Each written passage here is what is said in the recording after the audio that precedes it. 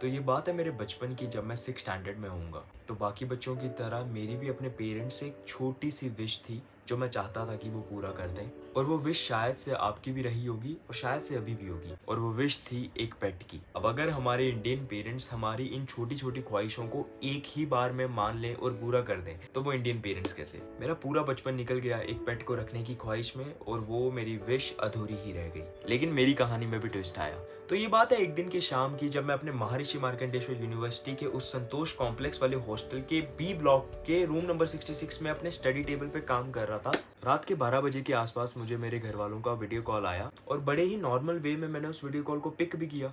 और जब आगे से वीडियो कॉल ओपन हुई तो पापा ने बहुत ही एक लो टोन में मुझे ये चीज कही कि तेरे इस छोटे भाई ने मेरी पिछले 6 महीने से जान खा के रखी हुई थी कुत्ते के लिए, तो आज करके आए हैं ऑर्डर जर्मन शेफर्ड। और मैं इतना ज्यादा खुश हो गया था कि मैंने अपनी उस खुशी को एक्सप्रेस भी किया एक वीडियो में, और जो आप मेरे YouTube चैनल पे कहीं ना कहीं पर देख भी सकते हो। मुझे खुशी इस चीज की हो रही थी कि जो अब हमारी फैमिली होगी वो 4 लोगों की नहीं बल्कि 5 लोगों की होगी। और उस छोटे से 4 टांग वाले कुत्ते का नामकरण भी हुआ, और उसका नाम रखा गया लियो। और यहीं से हुआ ये पेट वाला सिलसिला शुरू। लियो लगभग 2 महीने का होगा। एक दिन जब मैं उसके साथ खेल रहा था तो गलती से उसका दांत मेरी उंगली पे लग गया, जिसकी वजह से मुझे खून आने लगा। मम्मी ने बहुत ज्यादा गालियां दी, उसको भी और मुझे भी। एक दिन सुबह 9 बजे के आसपास की बात है, जब हमारे घर का गेट हम बंद करना भूल गए और लियो चोरी से घर से भाग गया।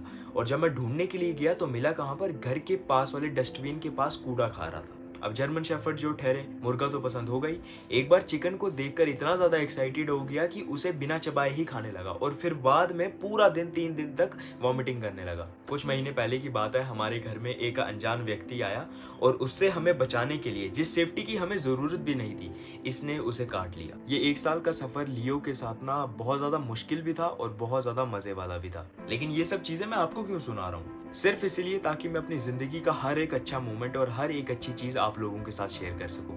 अब शायद मेरी इस छोटी सी कहानी को सुनने के बाद ना आपके दिल में भी थोड़ी सी वो उम्मीदें जागी होंगी कि हम अपने पेरेंट्स के पास जाएंगे और हम भी उनसे एक कुत्ते की डिमांड करेंगे, एक पेट की डिमांड करेंगे। लेकिन एक पेट को दुकान से खरीद कर ले आना और उसे पालना दोनों बहुत अलग अलग चीजें होती हैं। क्यों? क्योंकि तुम्हें उसकी हर एक दवाई का ख्याल रखना होगा, तुम्हें उसकी वैक्सीनेशंस का ध्यान रखना होगा। अब चाहे बाहर गर्मी हो, चाहे बाहर ठंड हो, चाहे बाहर बर्फ पड़ रही हो, चाहे बाहर मौसम कैसा भी हो, लेकिन तुम्हें उसे बाहर वॉक पे ले जाना पड़ेगा।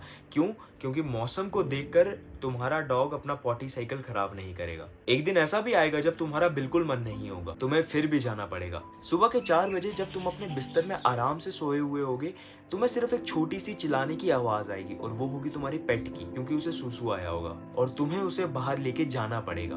पूरे साल के कुछ ऐसे महीने भी आएंगे जब तुम्हारे पेट के पूरे बाल गिरना शुरू हो जाएंगे, और तुम्हारे घर के हर एक एरिया में, चाहे वो बेड हो, चाहे वो सोफा हो, चाहे तुम्हारी किचन हो, चाहे तुम्हारा वॉशरूम हो, कहीं ना कहीं पर तुम्हें तुम्हारे पेट के बाल दिखना शुरू हो जाएंगे, और जिसके बाद तुम्हें तुम्हारे घर वालों से बहुत ज्यादा गालियां पड़ेगी। अब इन सब कॉम्प्लिकेटेड चीजों को सुनने के बाद भी अगर तुम एक पेट को पालने की हिम्मत रख सकते हो, then you can be a very good owner. क्योंकि याद रखना, तुम्हारा पेट ना सिर्फ एक पेट नहीं होगा, तुम्हारा एक फैमिली मेंबर होगा। जो ये तुम टी शर्ट देख रहे हो ना, जो लियो ने पहनी हुई है, तो ये एक्चुअली में मेरी टी शर्ट थी जो मुझे बहुत ज्यादा प्यारी थी, लेकिन बहुत पुरानी हो चुकी है, और ये हमने इसीलिए पहनाई हुई थी ताकि थोड़े से बाल इसके गिरना गाड़ी में कंट्रोल हो जाए। तो बहुत एक सडन प्लान बन चुका है कि हम उधमपुर जा रहे हैं लियो का ट्रीटमेंट करवाने के लिए, उसकी ट्रिमिंग, उसकी ग्रूमिंग, उसके हर एक वैक्सीनेशन रिकॉर्ड, ताकि उसको आने वाले टाइम में थोड़ी मदद मिल सके। देखो, मैं ये चीज़ सोच रहा हूँ कि मेरी दाढ़ी और मेरे बाल इतने बड़े और मुझे इतनी गर्मी लग रही है, तो उस लियो को कितनी गर्मी लगेगी आज। और सच में आज टेम्परेचर बहुत ज़्यादा है यार। अब ये समझ नहीं आ रहा है कि उसको लेके कैसे जाएंगे गाड़ी में।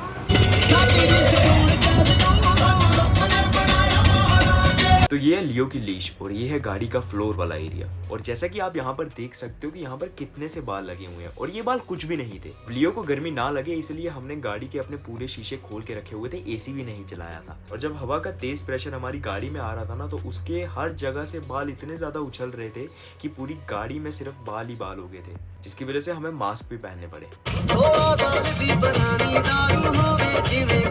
तो उधमपुर में जिस डॉग क्लिनिक में हम गए थे ना लियो का ट्रीटमेंट करवाने के लिए, तो उन्होंने ये चीज कही कि हमारे पास कुछ ऐसे डॉग्स आते हैं जो बहुत ज्यादा एग्रेसिव होते हैं, कुछ थोड़े से एग्रेसिव होते हैं, और कुछ बिल्कुल भी एग्रेसिव नहीं होते हैं। और हमारा लियो बहुत ज्यादा एग्रेसिव था। जब लियो को उस स्टैंडिंग चेयर पे बिठाने की बारी आई ना, तो लियो ने मुझे, मेरे डैड को, मेरे बड़े भाई को और छोटे भाई को कुछ भी नहीं कहा। लेकिन वो जो भैया थे ना, जिन्होंने ट्रिमिंग करनी थी, जिन्होंने इंजेक्शंस वगैरह लगाने थे, लियो उनको बहुत बुरी तरीके से काटने के लिए आ रहा था। जिसके बाद हम सब ने ये चीज डिसाइड की कि लियो को एनेस्थीसिया देंगे, यानी कि बेहोश करेंगे। अब इतने एग्रेसिव डॉग को बेहोश करना आसान बात नहीं होती है, ट्रस्ट मी ऑन दिस। लियो मेरा पेट है ना, एक टाइम पे मुझे ही उससे डर लग रहा था कि उसने इतना एग्रेसिव बिहेवियर शो किया जब उसे एनेस्थीसिया देने के लिए जा रहे थे, क्योंकि उसे पता था कि उसके साथ कुछ ना कुछ गलत होने वाला है, यानी कि उसे इंजेक्शन लगने वाला है। इसीलिए जैसे कि आप इस मोमेंट में देख सकते हो, हमने उसे 2 लीश और 2 कॉलर के साथ बांध के रखा हुआ था। तब जाके बहुत मुश्किलों से उसे कंट्रोल किया है, तब जाके उसे बहुत मुश्किलों से हमने एनेस्थीसिया का ट्रीटमेंट दिया। और वो भी कैसे, तो वो जो ग्रूमिंग वाले भैया थे उन्होंने बांधने के बाद लियो को उसकी पूंछ पकड़ के रखी, जिसके बाद वो बुरी तरह से चिल्लाने लगा। लगभग 10 मिनट लगे उसे उस प्रोसीजर को समझने के लिए, ये चीज हो रही क्या है मेरे साथ। लेकिन इन द एंड वो कंट्रोल में आ चुका था और उसे हमने एनेस्थीसिया दे दिया, जिसके बाद वो बेहोश हो गया और हमने हर एक प्रोसीजर सही तरीके से कर लिया। तो अभी हम आए हैं यहाँ पर पीछे कुलचा खाने के लिए, लेकिन ट्रस्ट में ऑन दिस ज़िंदगी का सबसे अगर वर्स्ट एक्सपीरियंस नहीं, सबसे टफ एक्सपीरियंस देखा जाए तो वो ये वाला था, क्योंकि बड़ा मुश्किल था लियो का वो करवाना यहाँ पर। हाँ, घर पे जाके अब खाते हैं सब कुछ।